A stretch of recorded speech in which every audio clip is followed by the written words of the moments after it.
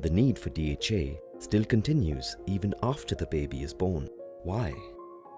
After the baby is born, additional 15% brain organ development takes place during the first 2 years. How does a newborn get DHA? Through mother's milk. After mother's milk, how can the baby get DHA? Young babies cannot consume the veg soft capsule. How will the baby get DHA? Through external feed. Introducing NUTRICHARGE DHA Twist. Twist the NUTRICHARGE DHA Twist. DHA will drip out. Mix it with the external feed. After 2 years, for brain activation. NUTRICHARGE DHA Twist.